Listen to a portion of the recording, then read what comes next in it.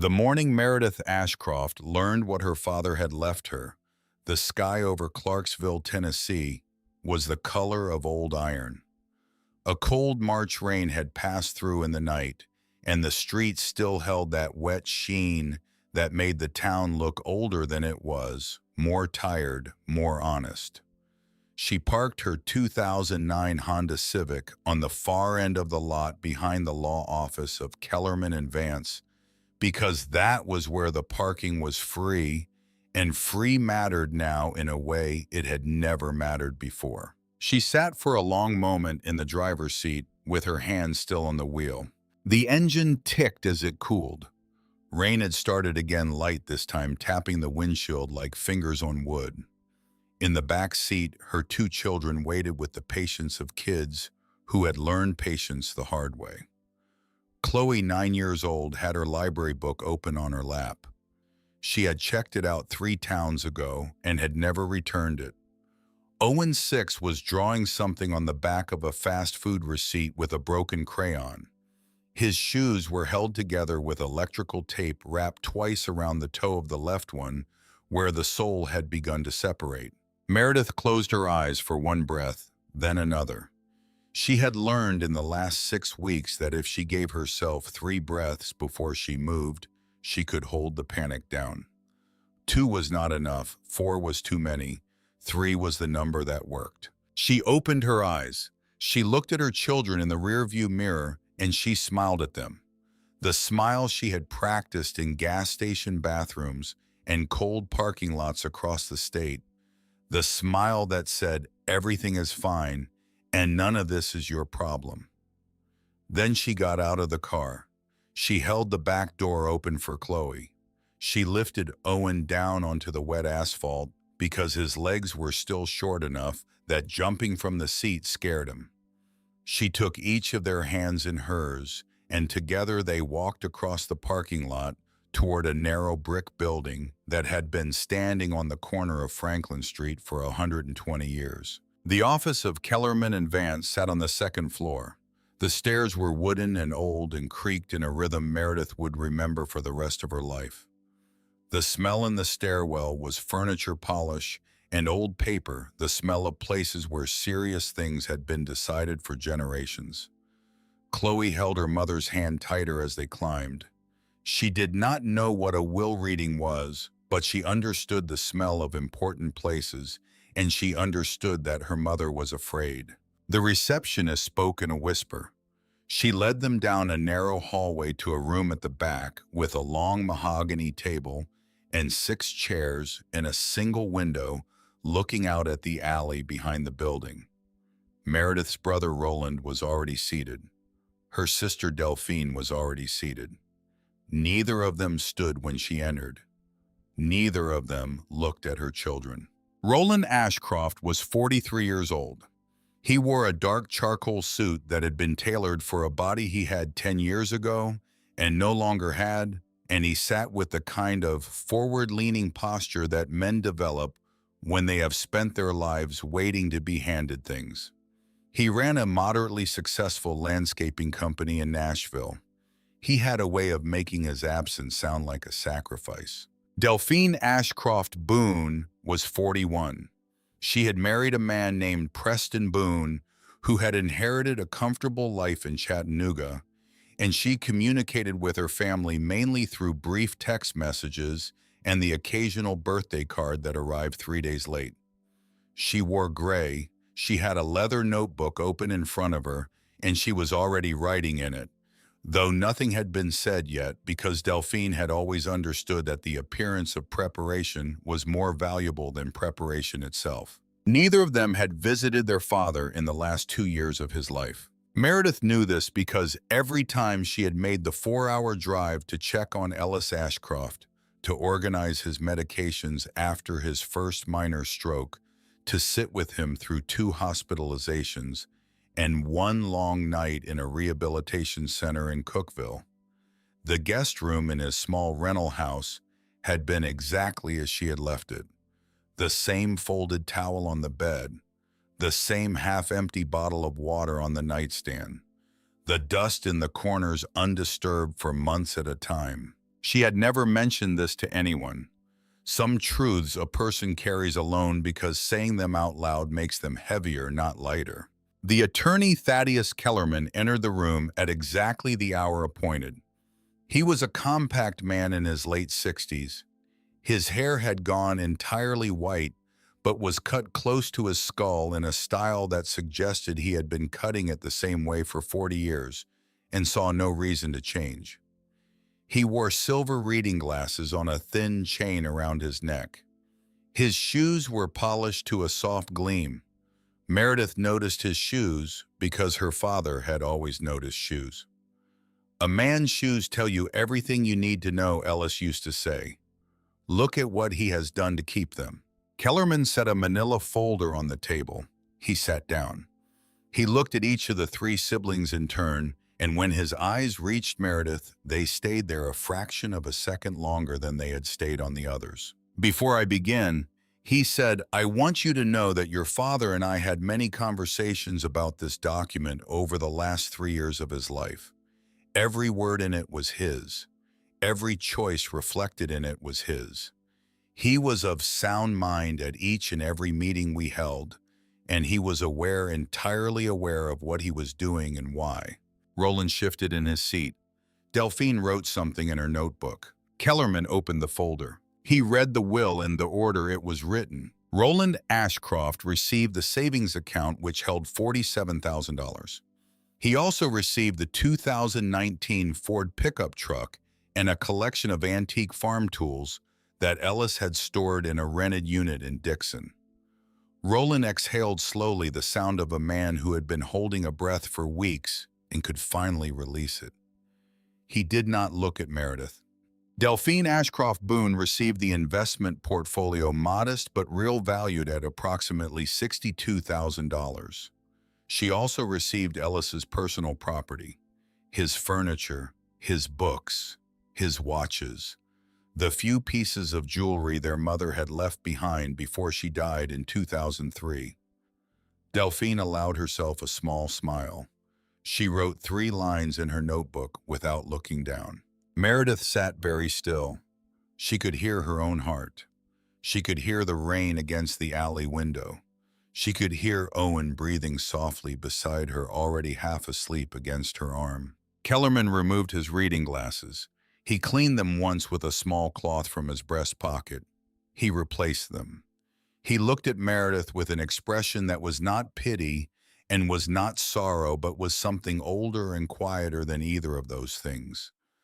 It was the expression of a man who had been asked to deliver a message he understood better than the person receiving it would understand for a very long time. "To my daughter Meredith," he read, "I leave the property located at 22 Dust Mill Road, Harlan County, Tennessee, the farmhouse, all structures on the land, all contents therein, known and unknown, and the 3.4 acres on which it stands." The silence in the room lasted perhaps 2 seconds. Then Roland laughed. It was not a cruel laugh at first. It was the laugh of a man who thought he had misheard, who was waiting for the joke to be explained. Then when he understood that no joke was coming, the laugh changed. It became something with edges. It became the laugh of a man who had just been handed $47,000 and was watching his sister be handed a punishment. "You're kidding," Roland said. He wiped the corner of his eye with one knuckle. "That's the punchline Dad left her, the dust mill place." Delphine covered her mouth with her hand, but her shoulders were shaking, and she was not entirely trying to hide it. "What is the dust mill place?" Meredith asked. Her voice was steady. She had learned in the last 6 weeks how to keep her voice steady no matter what her chest was doing. Roland leaned back in his chair. He was enjoying himself now. "Dad bought it at a tax auction back in 2016. He paid $9 for it. 9 actual American dollars. Nobody else bid on it because nobody else was that stupid. It's a condemned farmhouse on a piece of country dirt that nobody in 3 counties wanted. There was a fire in it years ago. The roof is caved in. The county has been trying to make him tear it down for as long as he owned it. It's a liability, Delphine said gently. She had composed herself. She could afford to be gentle now.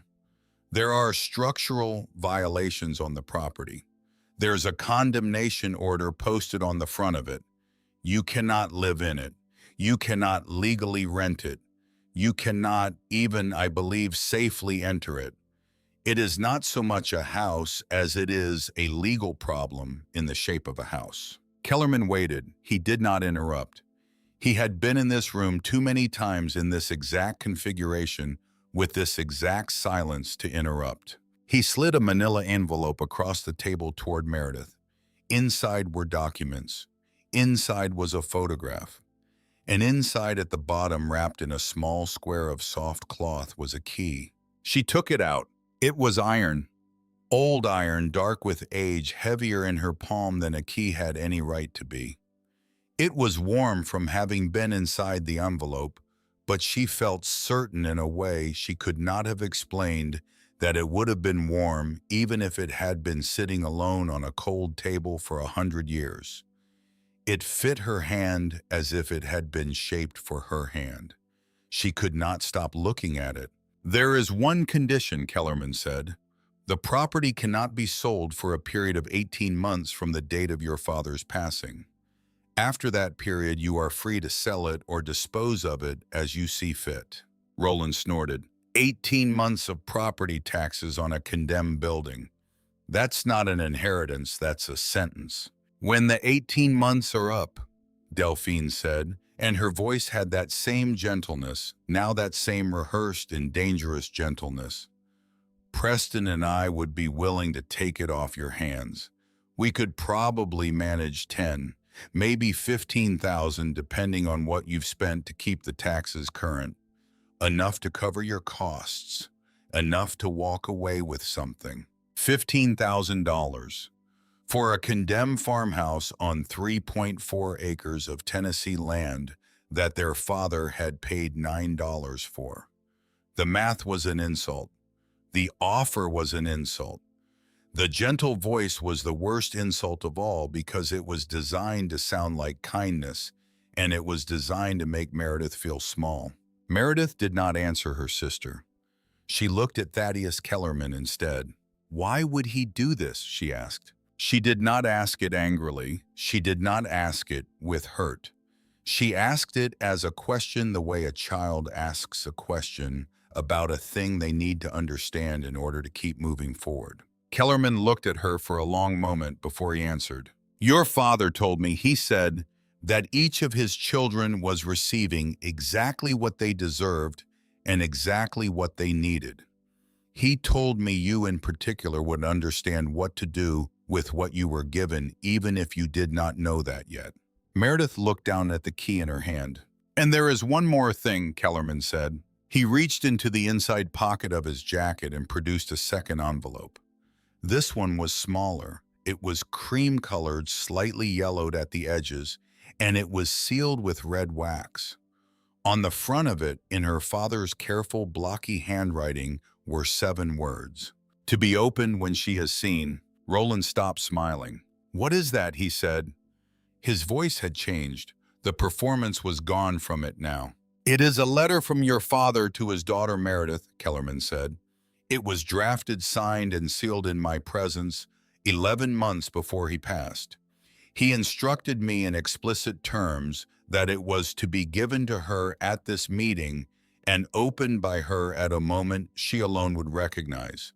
He was very clear about this. He said, and I am quoting him precisely, she will know when the time comes. Do not tell her when, do not tell her what. Just make sure the letter is in her hand. Delphine's pen had stopped moving. Roland stood up. That is not, he said, that is not standard practice. That is not a normal instrument. I want to know what is in that letter. You are not the recipient of it, Kellerman said. I am a beneficiary of this estate. You are not the recipient of it. There was no heat in Kellerman's voice. He said it the way a man says a fact that has been true for a long time and will continue to be true whether anyone likes it or not. Roland stood there for another moment, breathing through his nose. Then he sat back down. Kellerman looked at Meredith. He looked at her longer this time than he had before. His eyes were kind, and they were tired, and they were the eyes of a man who had known her father for many years and had believed him. "Your father," he said quietly, so quietly that Roland and Delphine on the other side of the table almost could not hear it, "was the finest man I ever knew. He did not do anything without a reason, and every reason he had thought about for a very long time before he acted on it. I want you to remember that." Meredith slid the cream envelope into the inside pocket of her coat. She did not look at her brother. She did not look at her sister. She gathered her children with one hand each. She gathered the manila envelope with the key inside it. She stood up from the table. At the door she stopped and turned back. Not to Roland, not to Delphine, to Kellerman. "Thank you," she said. He inclined his head. She walked out. Outside on Franklin Street, the rain had stopped. A weak Tennessee sun had broken through the iron sky, and the wet pavement threw the light back up at the buildings, so that everything for a moment seemed lit from below. Meredith stood on the sidewalk with her children on either side of her, and she made herself breathe. 3 times. In, out. She had $214 in her bank account. She had a car with a slow leak in the rear left tire. She had 2 children who had not slept in a real bed in 6 weeks. She had a condemned farmhouse in a county she had never been to, and a key that fit a lock she had never seen. And she had a sealed letter from a dead father in the inside pocket of her coat, and she did not know when she was allowed to open it. She had nowhere else to go. She buckled the children into the back seat. She typed the address into her phone. 22 Dust Mill Road, Millbrook, Tennessee.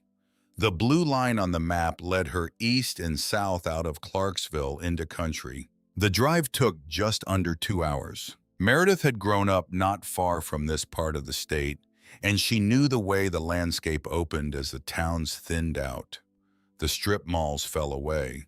The gas stations became older. The land began to breathe. Fields ran to the horizon in long green and brown stripes. Tree lines cut the fields into pieces the way a hand cuts bread. The occasional farmhouse sat far back from the road as if it were trying not to be noticed. This was the country her father had loved. This was the country her father had come from. She had memories in her body of country like this, of red clay after rain, of the particular quality of light on an open field in early spring, of the way silence sat heavier and more honest in places where there were no engines. Driving into this landscape did not feel like arriving somewhere new. It felt like returning somewhere she had left without meaning to. Owen slept in the back seat. His mouth was slightly open. His cheek was pressed against the window, and it left a small round mark of breath on the glass that grew and shrank with each exhale. Chloe was awake. She was watching the fields. "Mom," she said. "Yes, sweetheart." "Is our new house going to have windows?" Meredith kept her eyes on the road. "Yes," she said. "It's going to have windows." Somewhere near the Robertson County line, on a stretch of 2-lane blacktop between one cornfield and another, Meredith remembered something she had not remembered in 29 years. She was 7 years old. It was a summer afternoon, the kind of Tennessee summer afternoon when the air is so thick you can see it above the roads. Her father was driving, just him and her. She could not remember where her mother was or where Roland and Delphine were, but she remembered that it was just the 2 of them, and that had been rare, and that had felt important even then. She had been sitting in the passenger seat of his old blue Chevrolet with her bare feet up on the dashboard. They had driven for a long time. They had left the highway. They had turned onto smaller roads and then smaller roads still, and eventually onto a gravel road that ran between 2 overgrown fields. Her father had slowed the truck almost to a stop. He had put one arm across the back of her seat and pointed with his other hand out through the windshield at something in the distance. "You see that house, Mary girl?" She had seen it.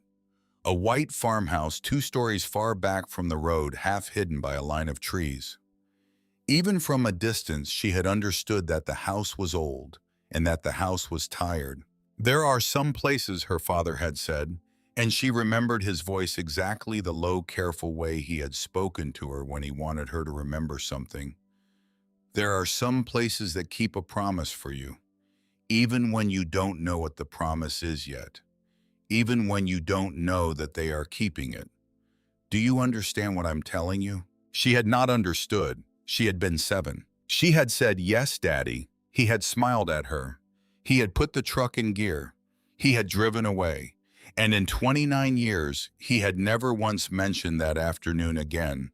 And she had never once thought about it until now, on a 2-lane road, with her sleeping children in the back seat and a cream envelope in the inside pocket of her coat. She pulled the car over onto the shoulder.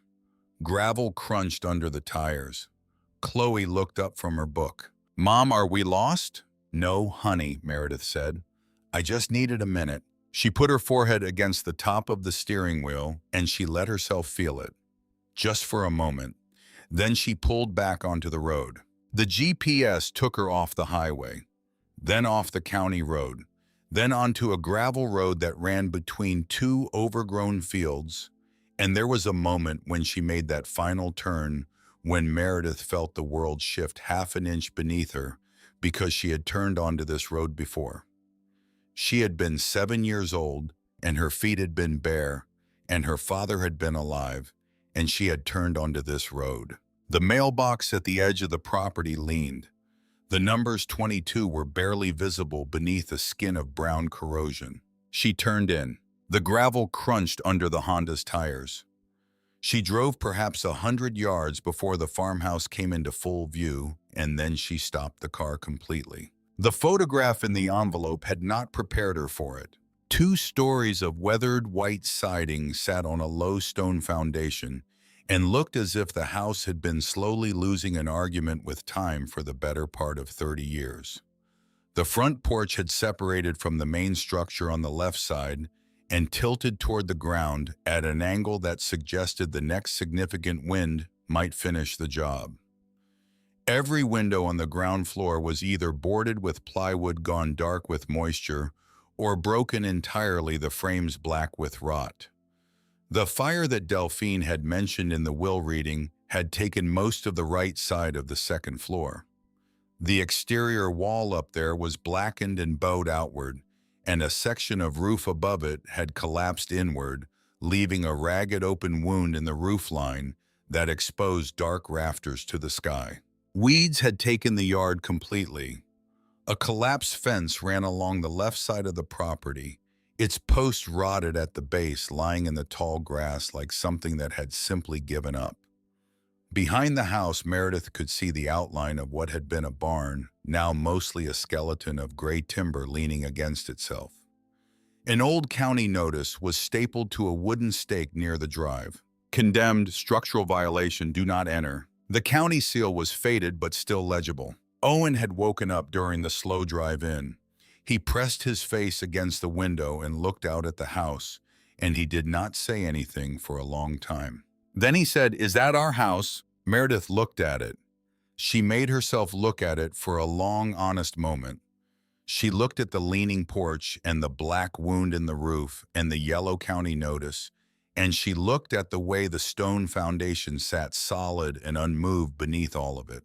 "It's gonna be," she said. Chloe looked up from her book. She looked out at the house. "It looks broken," she said. "It is," Meredith said, "but broken things can be fixed." She said it with more certainty than she felt.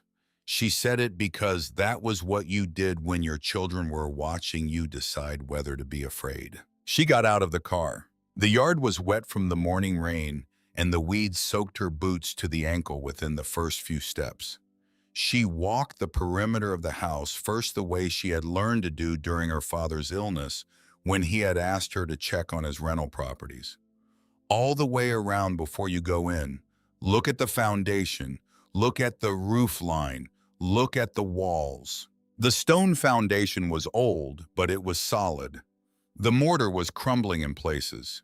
The stones themselves were massive and unmoved. Whatever had been built here had been built to stay. The walls on the left side in the front of the house away from the fire damage were structurally intact. The wood was soft in places.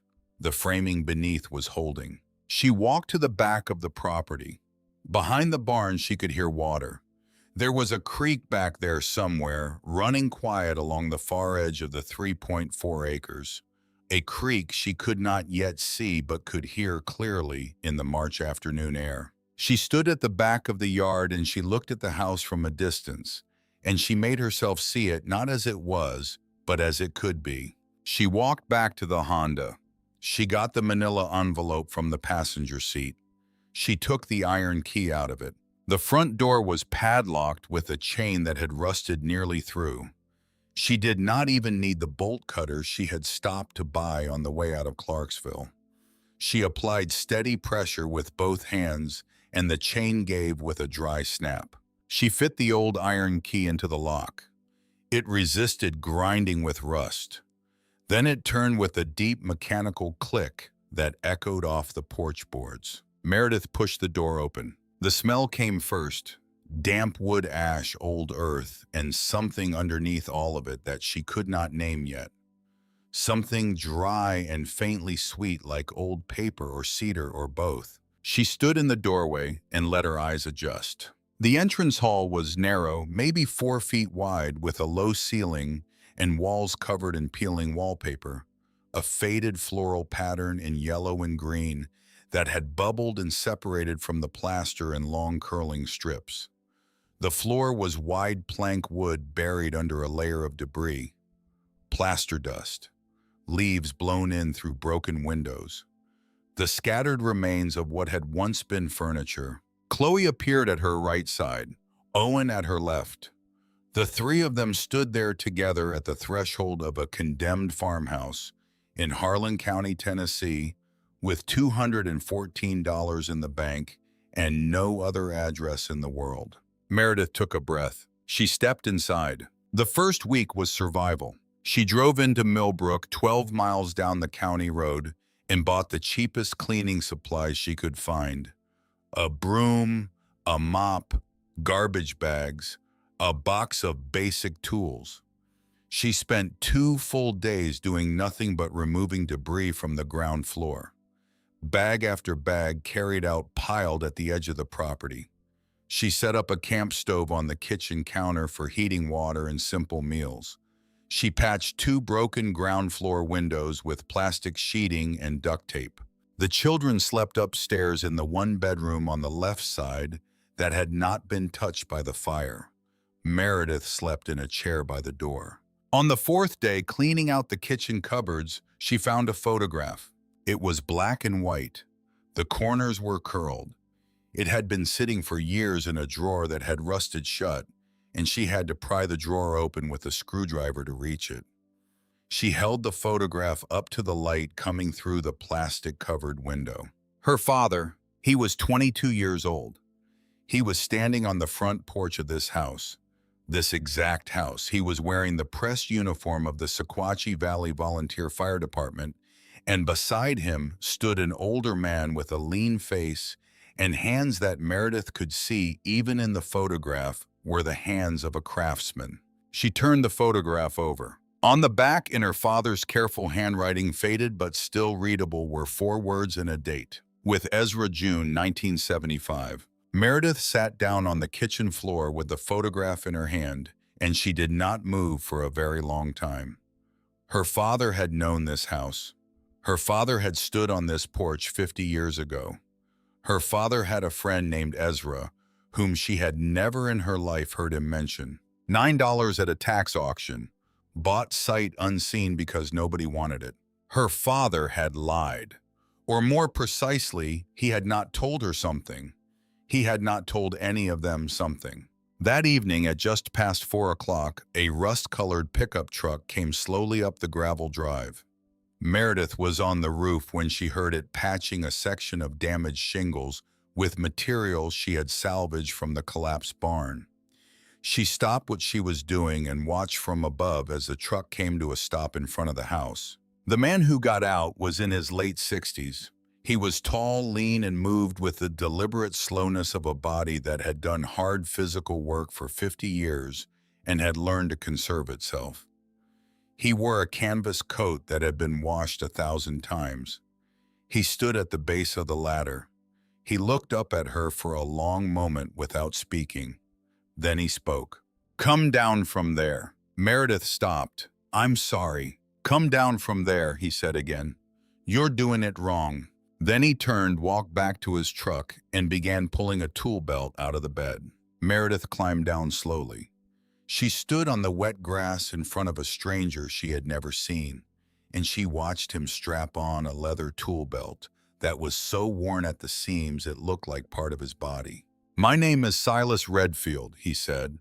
He did not extend his hand. He looked at the roof. He looked at the house. He looked for a long moment at the sagging front porch. Then he looked at Meredith with eyes the color of river stone. "Your father," he said, "pulled me out of a fire in the Sequatchie Valley on the 14th of August, 1974. There were 5 of us caught inside a stand of timber when the wind turned. 3 men didn't come out. Your father carried me down a slope on his back, and my leg was broken in 2 places, and he did not put me down until we reached the truck. I have owed him 51 years. He looked up at the damaged roof one more time. "He is gone now, so I owe you." He started up the ladder. Meredith stood in the yard and watched him climb. In the pocket of her coat, the sealed cream envelope pressed lightly against her ribs. Silas Redfield came back on the 2nd day. He came back on the 3rd. By the end of the 1st week, he was there most mornings before Meredith had finished her coffee on the camp stove, his rust-colored truck already parked at the edge of the drive, his tool belt already on his eyes, already reading the house, the way another man might read a newspaper. He did not talk much. He asked no questions about where she had come from or what had brought her here. He offered no opinions about her brother or her sister or the will. He worked. He showed her how to sink a nail without splitting old wood. He showed her how to feel for rot in a joist with the flat of her palm. He showed her the way a good carpenter listens to a house, the way you press your ear against a wall and tap it, and let the sound tell you what is holding and what is not. On the 5th day, he brought 2 other men with him. They arrived in a second pickup and got out without introducing themselves. One was in his mid-70s, small and wiry with hands like knotted wood. The other was closer to 60, broad in the shoulders, with a white beard trimmed close to the jaw. Neither of them looked at Meredith for long. They looked at the house. They looked at Silas. And they began to work. Silas said their names without ceremony as they walked past. "Merle Aldrich fought at the same fire I did. Deacon Whalen came up the year after. They knew your father." That was the whole introduction. By the end of that day, the front porch was level. The sagging left post had been replaced with a solid timber Silas had cut from the collapsed barn, planed by hand, sunk into a new footing, dug 2 feet deep and packed with gravel. The right side supports had been shimmed and braced. When Meredith stepped onto the porch that evening, it did not shift. It did not creak. It held her weight the way it had been meant to hold weight when Ezekiel Marlowe had built it 154 years before. She stood on that porch for a long time after the men had gone. She did not cry. She had learned in the last 6 weeks not to cry when someone was kind to her, because kindness undid something in her that she could not afford to have undone. But she stood on the porch in the March evening, and she looked at the fields going gold in the low light, and she felt something shift inside her chest that had not shifted in a long time. Then she went back to work. She was standing in the living room the next morning, running her hand along the wall beside the fireplace, checking the plaster for soft spots. Her palm moved across the surface in slow horizontal passes. Cold, cool, cold, cool. And then at a place about waist high, something different. Not softness, not damage, a seam, straight, deliberate, running vertically from about knee height to above her head. She stepped back. She turned on her phone flashlight and shone it across the wall at a low angle, and now that she was looking, she could see it. A rectangle roughly 3 feet wide and 5 feet tall, plastered and painted to match the surrounding wall so closely that no eye would find it unless the hand had found it first. She stood there in their quiet living room with her flashlight on that rectangle of wall, and she understood without knowing yet what she understood, that someone had put something behind that wall a long time ago, and someone had gone to considerable effort to make sure nobody would ever know it was there. She heard a step behind her. Silas was in the doorway. He had come in through the kitchen without her hearing him. He was watching her hand on the wall. He walked over. He did not say anything. He put his own palm flat against the plaster. He closed his eyes for a moment the way a man does when he is listening. Then he opened them. "Your father measured this wall," he said. Meredith turned to look at him. "What?" 1979, 1980. "He came out here twice a year for a while. He would stand right where you are standing. He would run his hand along this wall. He would put a tape to it. He would write numbers down in a little book he carried in his shirt pocket. And then he would put the tape away and put the book away, and he would look at this wall the way a man looks at a door he cannot open." Silas took his hand off the plaster. He knew there was something back there. Ezra told him. What he never had was the house, not until 2016. And by then his heart was already tired, and he never came out here after he bought it. Not one time. Meredith looked at the wall. She looked at Silas. "Why not?" Silas thought about the question for a long time before he answered. "Because," he said finally, "some things a man knows he is not the one to open. He was saving it.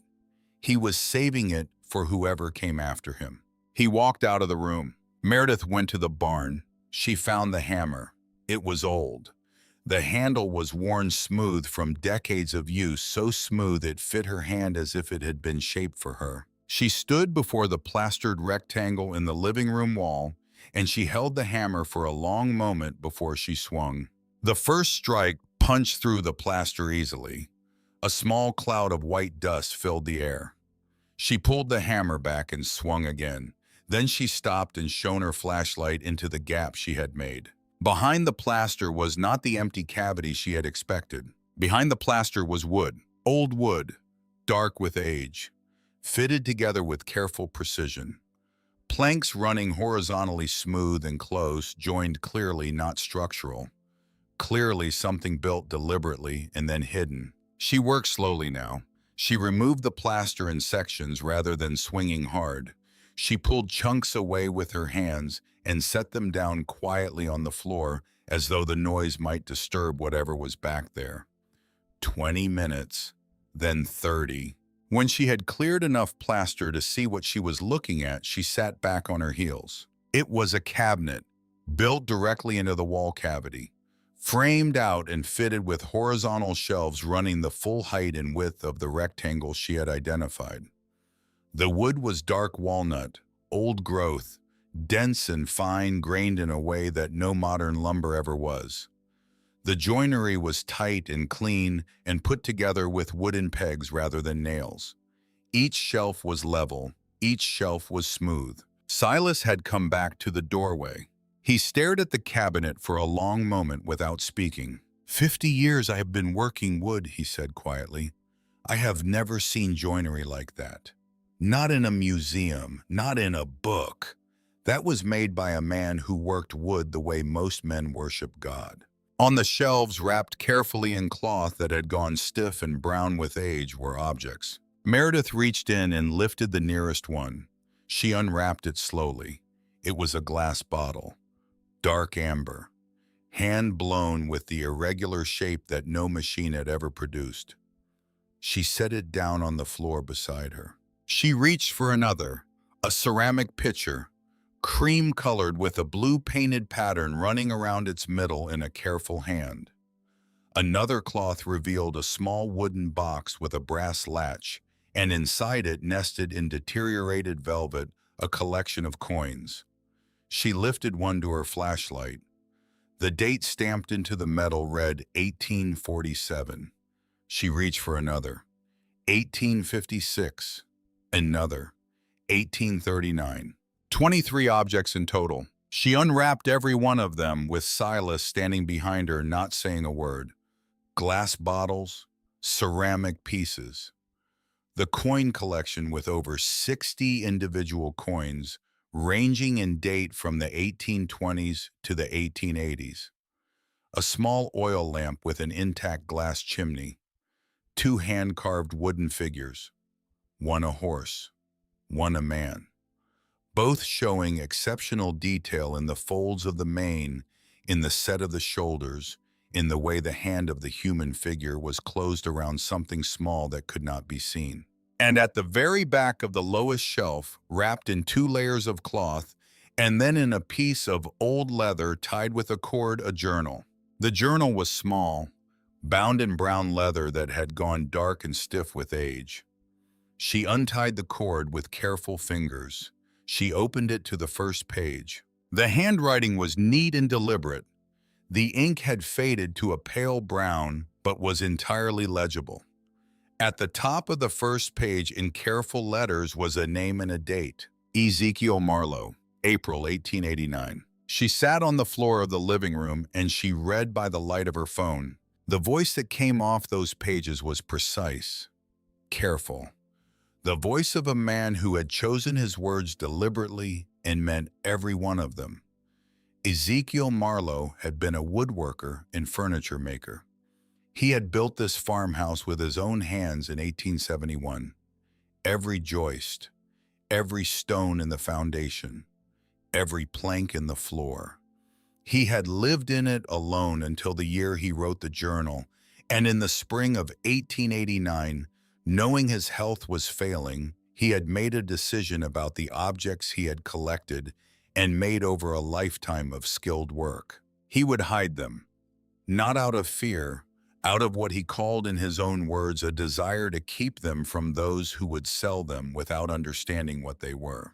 He had faith in the house he wrote to hold them until the right person came. Meredith turned pages. Her fingers touched the edges of paper that had not been touched by any living hand in 136 years. And on a page near the middle of the journal, she read a sentence that stopped her breath. If God grants that my line continue through the Ashcroft blood, let those who find this know it belongs to them. She read it a second time. She read it a third. Then she turned the page. Ezekiel had written a name, a woman's name, Charlotte Ashcroft. And beneath the name he had written a paragraph in the careful voice of a man laying down a truth he had not spoken aloud in his lifetime. He wrote that in the year 1867, when he was 31 and she was 24, he had loved a woman he could not marry because she was already promised to another man in the county. He wrote that a child had come of that love in the summer of 1868. A boy. That the boy had been raised in the Ashcroft household as the son of Charlotte's husband, and that the truth of his blood had passed with Charlotte to her grave in 1881, and with Ezekiel to his in what he expected would be the coming summer of 1889. He wrote the boy's name, Cornelius Ashcroft. Meredith closed the journal. Cornelius Ashcroft had been her great-grandfather. His son Cyrus had been her grandfather. Cyrus's son Ellis had been her father. Ellis's daughter was Meredith, sitting on the floor of a house that had been built by a man whose blood ran in her body, whose journal she was holding, whose secret her father had spent 41 years trying to bring home. Silas was still in the doorway. He had not moved. "He told you," Meredith said. "Didn't he? My father told you." Silas was quiet for a long moment. "He told me in 1976, he said. One night in October, we were sitting on the tailgate of his truck outside the Millbrook feed store. He had been drinking a little, not much, he almost never drank. But that night he told me the whole story. He said an old man named Ezra Marlowe had told him. And he said as long as he lived, he was going to bring this house back to the family it belonged to. He made me swear I would never repeat it. I never did. Not once. Not to my wife. Not to anyone. I am telling you now because he is gone, and because you are the one he was saving it for. Meredith looked down at the journal in her hands. Everything she thought she knew about her father, about the strange, distant sadness he had carried her whole life, about the way he had looked at her, sometimes across a kitchen table, as if he was seeing someone she had never met. Everything shifted half an inch and settled into a different shape. She was not the forgotten daughter. She was not the punished child. She was the one he had chosen. She drove into Millbrook the next morning. She took the journal wrapped in a clean towel. She took 3 of the ceramic pieces in the coin collection sealed in a bag. She had searched online the night before using the weak signal at the farmhouse, and she had found an antiques dealer in town named Beverly Ainsworth, whose small shop on the main street had been operating for 31 years. Beverly Ainsworth was a compact and precise woman in her late 60s with reading glasses on a beaded chain.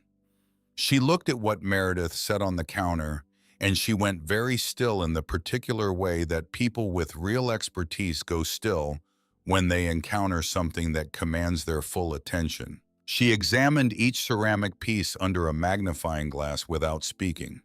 She turned each coin over in her fingers, setting certain ones aside in a careful pile.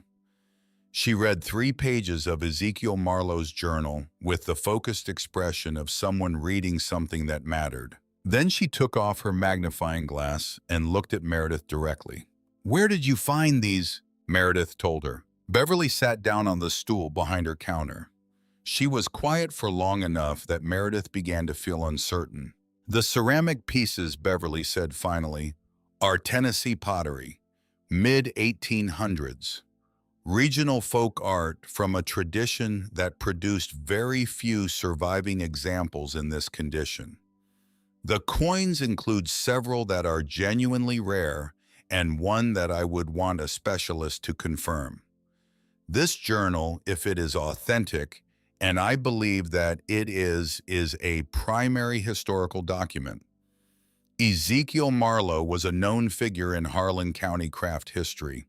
There are 2 of his pieces in the State Museum in Nashville." She folded her hands on the counter. "I am not going to give you a number today. You need a proper appraisal from someone who does this at the highest level. But I want you to understand what you have. You have serious assets. You have real historical objects. You do not sell anything until you know exactly what it is." She wrote a name and a phone number on the back of a business card and slid it across the counter. "Dr. Whitfield Ford, Nashville. Tell him Beverly Ainsworth said to call." Meredith drove back to the farmhouse with the card in her pocket and a feeling in her chest she had not allowed herself to feel in a long time. Dr. Ford came the following week. He drove down from Nashville in a dark sedan, and he arrived at 9 in the morning, and he spent 4 hours in the living room of the farmhouse. He photographed each object. He weighed the coins. He made notes in a leather-bound notebook. He read pages of the journal aloud to himself in a low voice, tracing the words with the tip of his finger. Chloe sat on the floor doing homework. Owen slept on a blanket by the fireplace with the carved wooden horse tucked under his arm. He had claimed it on the day they had opened the wall, and Meredith had not been able to take it from him. At 1 o'clock in the afternoon, Dr. Ford closed his notebook. He removed his glasses. He looked across the kitchen table at Meredith. "Miss Ashcroft," he said, "I want to be precise because precision matters here. The ceramic collection is exceptional. 4 pieces in this condition from this regional tradition are essentially museum quality. The coin collection includes 3 coins that I would classify as genuinely rare and one that I need to send photographs of to a colleague to confirm. The carved figures are fine examples of Tennessee folk sculpture. The glass is period correct, and the hand-blown quality is excellent. The journal is a primary document of real historical significance. He opened his notebook to a page of figures and turned it to face her. This is my preliminary range. Final appraisal will take several weeks and involve 2 additional specialists. But I want you to have a working number so you understand what you are dealing with. Meredith looked at the page. $340,000 at the low end, $480,000 at the high. She read the numbers twice. Then she looked up at Dr. Ford. He nodded once, confirming what she had read. Outside the farmhouse windows, the Tennessee fields were green and wide, and entirely indifferent to the fact that everything had just changed. 2 days later, in the early evening, a black BMW came up the gravel drive. Meredith was in the yard, hanging a load of clothes on a line Silas had strung between the porch post and a young oak. She recognized the car by the way it moved. Too fast on the gravel. Too clean for the country. Delphine Ashcroft Boone stepped out of it in gray slacks and pearl earrings, and she stood for a moment beside her car, looking at the farmhouse with her lips slightly parted. The porch was level. The windows were open. Curtains Meredith had sewn from a bed sheet moved in the March breeze. The yard had been cleared. The condemnation notice was still on the stake at the edge of the drive, because it took paperwork to remove, and Meredith had not yet done the paperwork. But you could see even from the road that something was happening here that had not been happening for a long time. Meredith, Delphine said, walking up. I was in the area. I thought I would stop by. Chattanooga was 3 hours away. You were in the area, Meredith said. I wanted to see how you were doing, honey. I have been thinking about you. Roland and I both have. She said Roland's name lightly, the way you say the name of a person who has sent you. She came up onto the porch. Meredith did not invite her inside, but Delphine walked past her and into the house anyway. Meredith followed. In the living room, the wall was open. The cabinet was empty now. Meredith had wrapped every object and stored them in the upstairs bedroom in a cedar chest she and Silas had reinforced. But the cabinet itself was still there in the wall, its dark walnut shelves catching the afternoon light coming through the newly uncovered windows. Delphine stopped in the middle of the room. She stared at the cabinet for a long moment without speaking. Then she looked at Meredith. Her face was very still. What is that? It's a cabinet, Meredith said. What was in it? Nothing that concerns you. Delphine walked slowly to the wall. She ran her fingers along one of the walnut shelves. She looked around the room. She looked at the ceramic pitcher Meredith had accidentally left out on the mantel, the one Beverly Ainsworth had valued at $15,000 all by itself. Meredith saw her sister's eyes go to it. She saw them stay there. She saw her sister slowly take her phone out of her pocket. Delphine turned her back and pretended to text. But Meredith knew the sound of a camera shutter even set to silent, and she saw the small pause in her sister's shoulders when the picture was taken. Delphine did not stay long after that. She said something about how nice it was that Meredith was making the place livable. She said something about how they would talk soon. She got back in the black BMW, and she drove down the gravel drive too fast, and the dust rose behind her in a long, slow cloud that hung in the March air for a full minute after she was gone. 9 days later, the letter came from the Nashville law firm. Meredith opened it at the kitchen table with Silas standing beside her. She read it twice. Then she photographed it with her phone and sent the photograph to Thaddeus Kellerman in Clarksville. The letter asserted that the objects discovered at the property constituted undisclosed estate assets that had been inequitably distributed through omission. It requested immediate cessation of any sale or transfer pending resolution. It further asserted that Meredith Ashcroft's prolonged presence as caregiver in the final years of Ellis Ashcroft's life represented an opportunity for undue influence, and that the disproportionate nature of the bequest warranted judicial scrutiny of the circumstances under which the will had been executed. Undue influence. The words sat on the page. Meredith had driven 4 hours every few months. She had organized her father's medications after his first minor stroke. She had sat with him through 2 hospitalizations. She had held his hand in a rehabilitation center in Cookville the night he could not remember the name of the street he had lived on for 20 years. She had done these things because he was her father and because nobody else was doing them. She had never asked him for anything. She had never taken anything from him. She had come and she had gone, and she had come again 4 hours each way with a car full of children who had needed a mother in the passenger seat instead of an arrest stop parking lot at midnight. And now it was being called undue influence. Silas read the letter over her shoulder. He did not say anything for a long time. Then he said one word: fight. Meredith called Kellerman that afternoon. His voice on the phone was calm in the way she had already begun to understand was his particular way of being calm. The calm of a man who has been at this for 40 years and who has seen every trick that people play when there is money on a table and someone is trying to move it. Your father anticipated this, Kellerman said. He signed an affidavit in my office 11 months before he passed.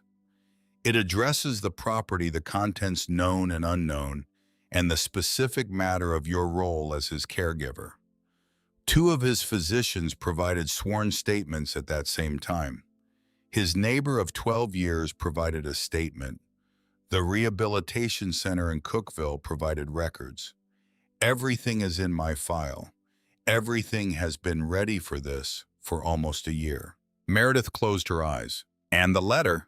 There is more. She opened her eyes. The letter I gave you at the will reading, the sealed one. I have not opened it. I know you have not. You will know when. That was your father's instruction, and it is your instruction now. But I want to tell you something. He told me when he sealed it in front of me that whatever was in it would matter more than anything else in the estate. He said it would matter more than the house. He said it would matter more than whatever the house was hiding. He said, and these were his words exactly, tell her not to open it until she is sure of who she is. Meredith did not speak for a long moment. Thank you, she said. She hung up. She stood on the front porch of the farmhouse in the fading March light. Silas was in the yard splitting a fallen limb from the old oak with a maul, the sound of the blade striking wood ringing across the field in a slow, steady rhythm. Chloe came out onto the porch and stood beside her mother. Mom, she said. Yes, sweetheart. Grandpa built this house. Meredith looked down at her daughter. No, honey, she said. A man named Ezekiel Marlowe built this house. He was your great-great-great-grandfather. But your grandfather spent 41 years trying to bring it back to us. Chloe thought about this. Did he do it? Meredith looked out at the fields, at the sky going pink at the edges, at Silas in the yard with the maul rising and falling. He did it, she said, and now it's ours. That night, after the children were asleep, Meredith sat at the kitchen table by the light of a single lamp Silas had rewired for her. She took the cream envelope from the inside pocket of her coat. She held it in both hands. She did not open it. Not yet. She sat with it for a long time. She listened to the house breathe. She listened to the creek at the back of the property running in the dark. She listened to the sound of her children upstairs, and she thought about a 7-year-old girl with her bare feet on the dashboard of a blue Chevrolet, and a father who had said there are some places that keep a promise for you, even when you don't know what the promise is yet. She put the envelope back in her coat. She went upstairs. Tomorrow she would fight. Tonight she would sleep in the house her blood had built. The Harlan County Courthouse sat on the main square of Millbrook, a solid brick building with white columns that had been standing since 1889, the same year Ezekiel Marlowe had closed the last page of his journal and sealed the cabinet inside the wall. Meredith noticed the date carved above the door as she walked up the steps that Thursday morning in late October, and she felt something close to a smile move across her mouth for the first time in weeks. Thaddeus Kellerman walked beside her. He carried a leather briefcase that had gone soft at the corners from 40 years of use. He wore the same polished shoes he had worn at the will reading in March. He had driven down from Clarksville the evening before and stayed at the small motel on the highway rather than make the drive twice, and he had spent the morning with her over coffee at the diner across the square, going through every question the opposing counsel might ask and every answer she should give. Silas Redfield was already there when they arrived. He stood on the courthouse steps in a dark suit that fit him the way a suit fits a man who owns exactly one and wears it twice a year. His hair was combed. His hands were folded in front of him. He nodded once at Meredith as she came up the steps, and she nodded back, and no more needed to be said. Roland and Delphine arrived 10 minutes later with two attorneys from a Nashville firm. Both attorneys were younger than Meredith had expected. Both carried the careful confidence of people who had been told their case was solid. Roland wore a dark suit and looked straight ahead. Delphine wore gray. She looked at Meredith once in the hallway with an expression that seemed to want to communicate regret and mostly communicated anxiety, and then she looked away. The judge assigned to the matter was a woman named Eleanor Danvers. She was 60 years old. She had a reputation in the county for moving through her docket efficiently and for tolerating very little that she considered a waste of the court's time. Kellerman presented first. He was methodical and unhurried. He submitted documentation of every meeting he had held with Ellis Ashcroft during the drafting of the will, his own detailed notes from each session, a signed affidavit he had prepared and had Ellis sign 11 months before his death, addressing the property, the contents known and unknown, and the specific matter of Meredith's role as caregiver. He submitted sworn statements from two of Ellis's physicians, from his neighbor of 12 years, from the staff at the Rehabilitation Center in Cookeville. Each document attested to Ellis Ashcroft's mental clarity, his strong will, his explicit and repeatedly stated pride in his daughter's dedication, and the complete absence of any indication that his decisions were influenced by anything other than his own clear judgment. He submitted records showing that Roland Ashcroft and Delphine Ashcroft Boone had not visited their father in the final 2 years of his life. Not once. He did not editorialize. He submitted the documents. Judge Danvers read them. The opposing counsel rose. He was tall and well-groomed, and he spoke with the practiced smoothness of a man who had won cases in front of harder judges than this one. He argued that the language of the will was vague, that known and unknown could not reasonably be held to cover artifacts of significant undisclosed value, that the caregiver relationship, however well-intentioned, had created an environment of dependency in which the elderly Mr. Ashcroft's judgment could not be considered fully independent. He said the words undue influence 3 times. Meredith kept her face still. She had prepared herself for this. She had known from the moment Roland had made his first phone call in April that this was where it would end.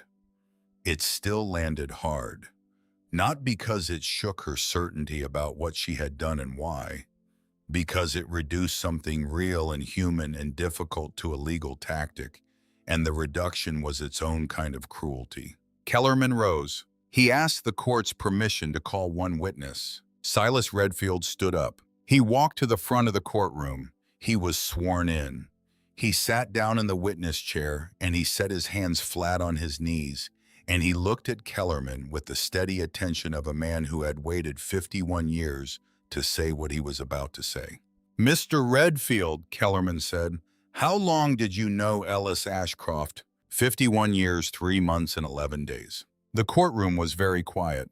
"Would you tell the court how you met?" Silas took a breath. "On the 14th of August, 1974, I was a volunteer with the Sequatchie Valley Fire Department. We had a wildfire come down out of the North Ridge on a wind that turned faster than any of us had ever seen. 5 of us got caught in a stand of timber. 3 men did not come out. Ellis Ashcroft carried me down a slope on his back with my leg broken in two places. He did not put me down until we reached the truck at the bottom. The state of Tennessee gave him the Medal of Valor for that day. He never told his children about it. He never told anyone about it. He kept the medal in a wooden box in the top drawer of his dresser. Judge Danvers was watching Silas closely. "Mr. Redfield," Kellerman said, "did Ellis Ashcroft ever speak to you about the property at 22 Dust Mill Road?" "Many times, beginning in 1976. He first took me there in the spring of that year. He told me an old man named Ezra Marlowe had come to him at the fire station one afternoon in 1975 and told him a story about his family, about who he was descended from, about what was hidden inside the wall of that farmhouse. He told me he was going to spend the rest of his life bringing that house back to the family it belonged to. He asked me to keep that between us. I did. For 50 years. Until today." "Did he tell you why he wanted his daughter to be the one to open the wall?" Silas looked at Meredith. He looked at her for a long moment across the courtroom, and something moved in his face that Meredith had not seen before. "He told me." Silas said that he had 3 children. "He told me that Roland saw dollars. He told me that Delphine saw furniture. He told me that Meredith saw people. He said the man who built that house had spent his whole life making things for people who would never know his name. He said the wall could only be opened by someone who understood what that felt like." The courtroom was silent. Judge Danvers looked down at the papers in front of her. Kellerman said, "No further questions." The opposing counsel rose. He hesitated. Then he sat back down without asking anything. Kellerman asked the court's permission to submit one final piece of evidence. Judge Danvers nodded. He walked to the bench and handed her a document sealed inside a clear plastic sleeve. He explained what it was as she opened it. It was a page, a single page, written in faded brown ink in the careful handwriting of Ezekiel Marlowe, dated April of 1889, and it had been folded inside the leather binding of the journal for 136 years. Meredith had found it on the 3rd night after she had opened the wall, when she had been running her fingers along the spine of the journal and had felt something inside the leather that should not have been there. She had worked the folded page out with tweezers over the course of an hour. It had been sealed inside the binding by Ezekiel himself. The page was a will, a handwritten will, signed and dated by Ezekiel Marlowe in the spring of 1889. It named his son Cornelius Ashcroft, born of Charlotte Ashcroft, in the summer of 1868 as his sole heir. It bequeathed to Cornelius and to Cornelius's descendants in perpetuity all objects placed in the concealed cabinet within the west wall of the parlor of the farmhouse at 22 Dust Mill Road. It stated in Ezekiel's own hand that these objects were the property of the Ashcroft blood, and no other person or estate had any claim upon them. Judge Danvers read it once. She read it again. Kellerman then handed her a second document. He explained that Ellis Ashcroft, in the spring of 2018, had quietly submitted DNA samples to a genealogical laboratory in Nashville, along with samples voluntarily provided by 2 documented descendants of the Marlowe family living in Kentucky. The results had confirmed a shared lineage consistent with a common ancestor in the generation of Ezekiel Marlowe. The report was signed. It was dated. It was 3 years older than Ellis's affidavit and 7 years older than his death. Judge Danvers set the papers down. She took off her reading glasses. She looked at the opposing counsel for a long moment. Then she looked at Roland.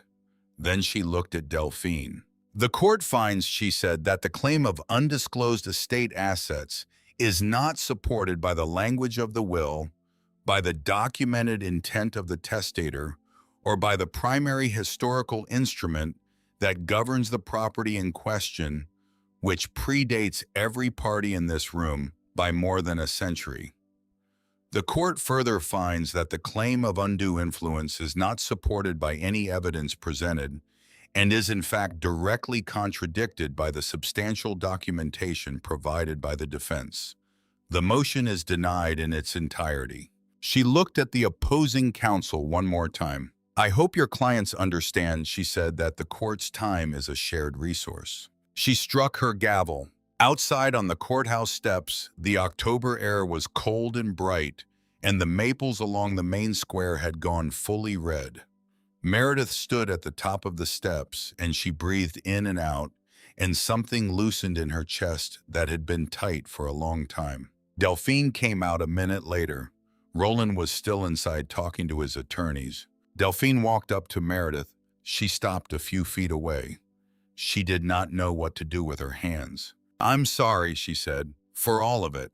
Meredith looked at her sister for a long moment. She believed the apology was real, or at least as real as Delphine could make it under the circumstances. That mattered. "It matters," she said. "It just doesn't change anything." She turned and walked down the steps with Silas on one side and Kellerman on the other. She did not look back. The artifact sales took place over the following 3 months. Dr. Whitfield Ford handled the negotiations through his network of specialists and auction houses. Meredith made the decisions. She had decided early that she would not rush anything, and she would not accept the first offer for anything. The ceramic collection sold to a private collector in Charleston who had been looking for a complete set of regional Tennessee folk pottery for 11 years.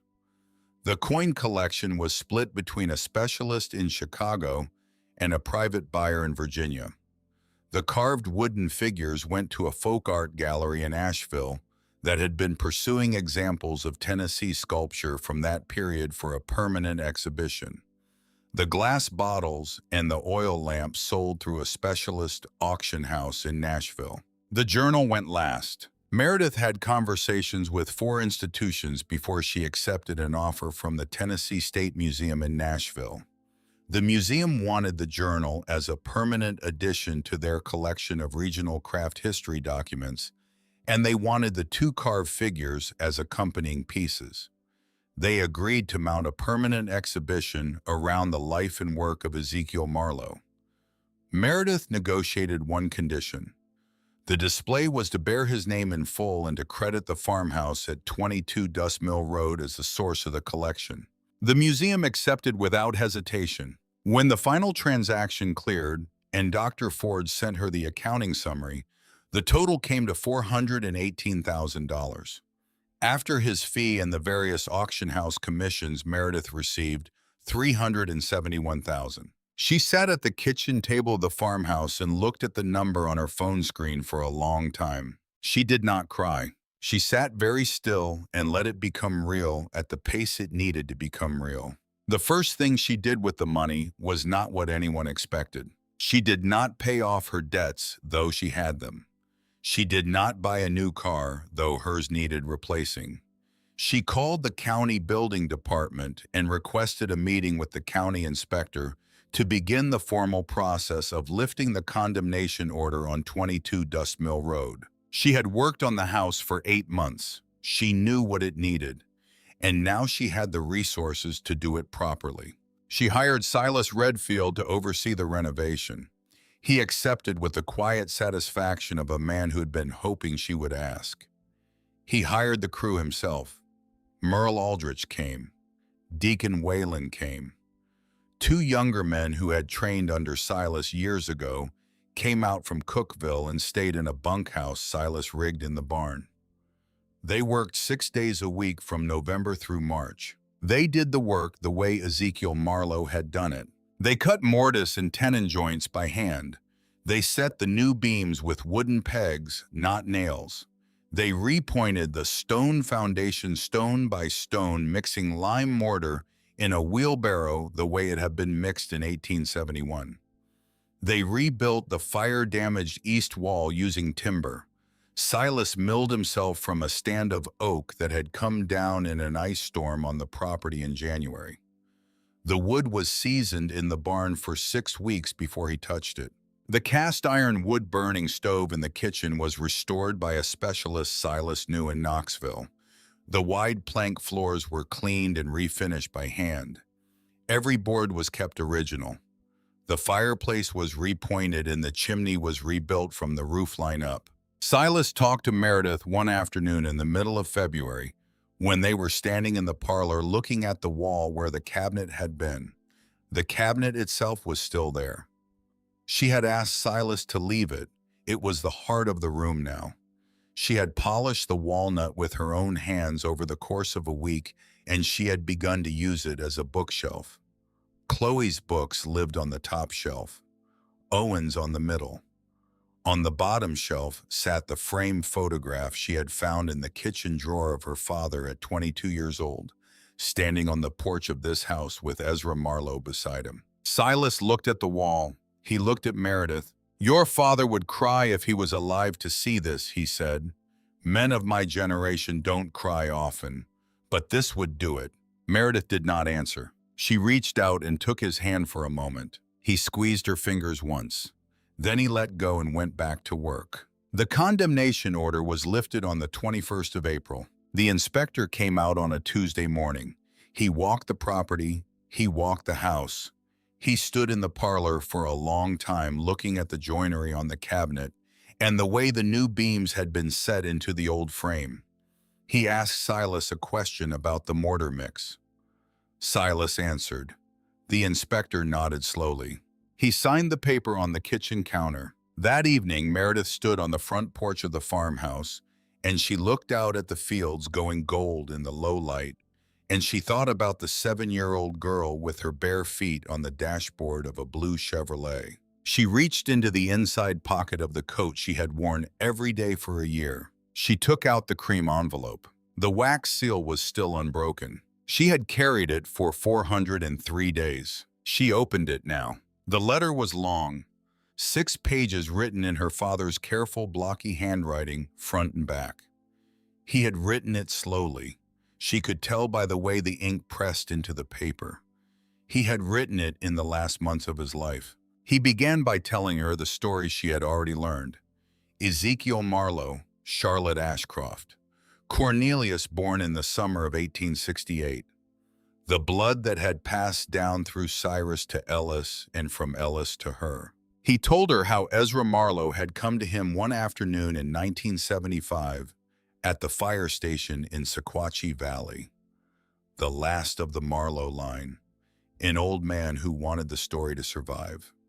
He told her about 41 years of trying to buy the house, the auctions he had lost, the owners who had refused to sell, the paperwork he had tracked through 6 counties, the $9 in 2016 that had finally made it his.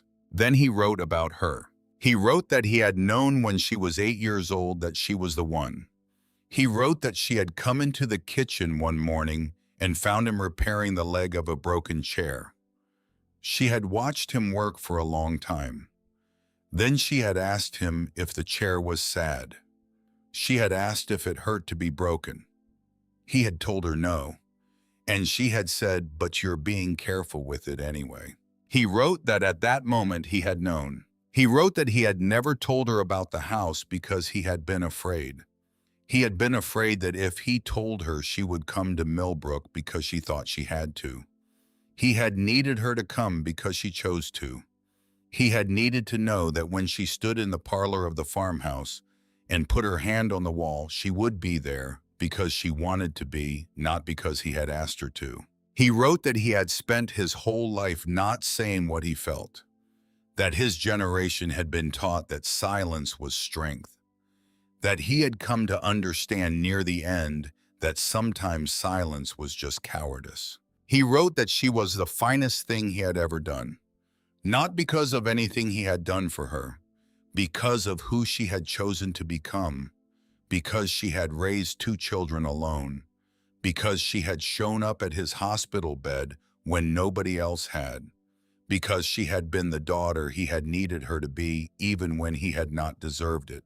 He wrote that he was proud of her. He wrote that he loved her. He signed the letter with his full name, Alice Nathaniel Ashcroft. The date beneath the signature was 3 weeks before he had died. Meredith read the letter twice. Then she folded it.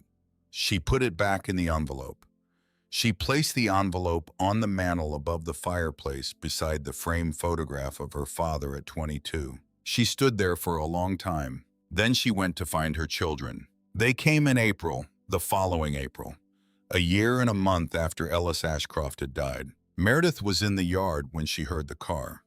A silver Lexus, this time not the black BMW. Roland was driving. Delphine was in the passenger seat. They stopped at the top of the drive and they got out slowly. Meredith watched them from the vegetable garden she had planted along the south wall of the house, in the exact spot where Ezekiel Marlowe had written that his mother had planted hers 150 years before. Roland walked up first. He stopped at the base of the porch steps and he looked at the house. He looked at it for a long time. The porch was white. The windows were clear. The right side of the house was rebuilt so completely that the fire that had eaten it might never have happened. The roof line ran straight and clean. The chimney was solid. Smoke rose from the kitchen chimney in a thin, steady line into the April sky. The barn was rebuilt behind the house. Split rail fence ran along the property line.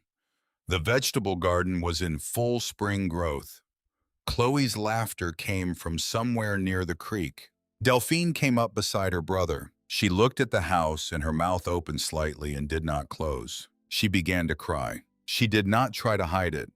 She stood on the gravel drive of the farmhouse her sister had rebuilt, and she cried openly, and Meredith watched her from the garden, and she did not go to her. Roland did not cry. He stood beside his sister, and he did not look at her.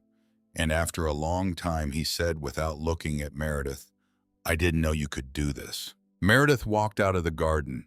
She wiped her hands on the front of her jeans. She walked up to her brother. She stopped in front of him. She looked at him for a long moment. "Dad knew," she said. Silas came around the corner of the barn just then. He was carrying a piece of oak he had been shaping for a new door for the tool shed. His hands were covered in sawdust. He stopped when he saw Roland and Delphine, and he looked at them the way a man looks at strangers on his own land. He walked up to the porch. He stopped beside Meredith. He looked at Roland. "You never understood your father," Silas said. "That is your tragedy, not his." Then he walked past them into the house. Roland and Delphine did not stay long. They stood on the porch. They looked at the parlor through the front door. They saw the wall. They saw the cabinet empty now, restored holding books and photographs, and the small carved wooden horse Owen had refused to sell. They saw the framed photograph of Ellis at 22. They saw the cream envelope on the mantel. They did not go inside. They said goodbye at the base of the porch steps. Delphine embraced her sister awkwardly. Roland shook her hand. They got back into the silver Lexus and they drove down the gravel drive slowly, this time not fast, and the dust rose behind them and settled again in the April afternoon. That evening, a package arrived by courier from Clarksville. Kellerman had sent it. Inside the package was a wooden box. Inside the box, wrapped in tissue paper, was the Medal of Valor Silas had spoken of in court. The Tennessee State Seal. The date August 14th, 1974. Ellis Ashcroft's name engraved on the back. Beneath the medal, tied with a plain cotton string, were 47 letters. They were all addressed to her. They had all been written in the last 3 years of her father's life. Not one of them had ever been mailed. Kellerman had held them in a locked file cabinet at the office since Ellis had first brought them to him. Ellis's instructions, according to the note Kellerman had included in the package, had been that they were to be delivered to her only after she had opened the sealed letter.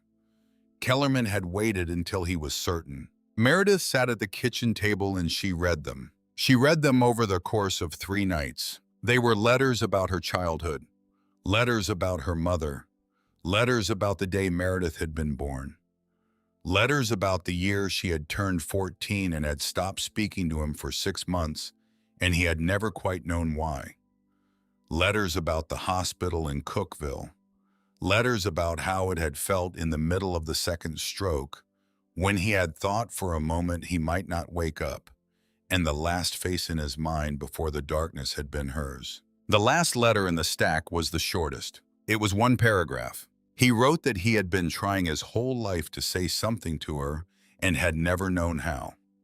He wrote that his generation had been taught silence was strength, and he had come to understand at the end that sometimes silence was cowardice.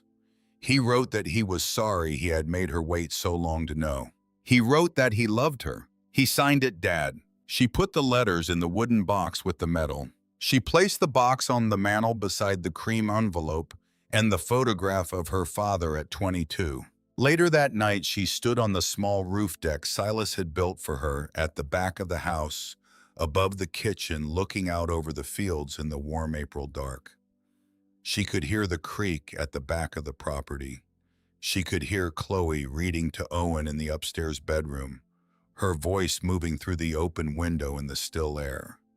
She could hear Silas somewhere out by the barn, still working on the tool shed door, by the light of a work lamp, the sound of a plane running along oak in a slow, steady rhythm. Her phone buzzed in her pocket. She looked at it, a message from Roland. "I heard it's beautiful, I'm glad." She read it once. She set her phone face down on the deck railing. She looked out at the fields. Ellis Nathaniel Ashcroft had paid $9 for a condemned farmhouse and had left it to the daughter everyone else had pitied. He had not left her artifacts. He had not left her money. He had not left her land. He had left her the only thing a true father can leave, the chance to discover what she was made of. She had discovered it. And somewhere in the quiet place where good men go when the work of their lives is done, Ellis Ashcroft was smiling.